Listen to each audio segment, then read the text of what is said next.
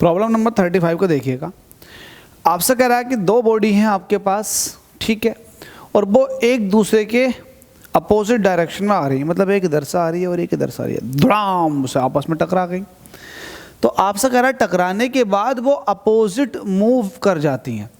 टकराने के बाद ये आई, धड़ाम से टक्कर लग गई, फिर वापस चली गई इस तरह से, गुड़ गुड़ गुड़ गुड़ गुड़ गुड़ गुड़ गुड़ गुड़ दुम, वापस चली गई। अब सवाल ये है, आपसे कह रहा there is a some rise of temperature of the bodies in the process. जब ये टकरा रही होती है तो कुछ टकराते वक्त ये गर्म हो जाती हैं आपस में, क्यों? तो देखिएगा, सबसे पहली बात, जब कोलिजन इलास्टिक हो रही होती है ना, इलास्टिक कोलिजन, तो जब इलास्टिक कोलिजन हो रही होती है तो जितनी स्पीड से आती हैं उतनी ही स्पीड से वापस चली जाती हैं इलास्टिक कोलिजन में। सेम साइज है दोनों बॉडी का तब, तो ठीक है, इलास्टिक कोलिजन में ये हो रहा होता। अब इलास्टिक कोलिजन में क्या होता है एक्चुअल में, इलास्टिक कोलिजन का तो मसला ही हो गया, लेकिन यहाँ की बात कर लेते हैं स्पेशली।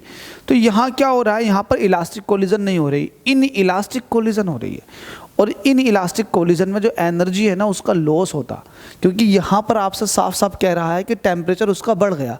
तो टेम्परेचर तभी बढ़ता है जब कोलिजन इलास्टिक ना हो रही हो, इन इलास्टिक कोलिजन हो रही हो। तो ध्यान रखना है, इलास्टिक कोलिजन नहीं है ये, इन इलास्टिक कोलिजन है, जिसकी वजह से एनर्जी में कमी आती है, लॉस हो जाता है। दैट्स वाई आपको पता है टेम्परेचर राइज होता। होप सो क्लियर हो गया होगा क्वेश्चन। डाउट है तो कमेंट कर सकते हैं।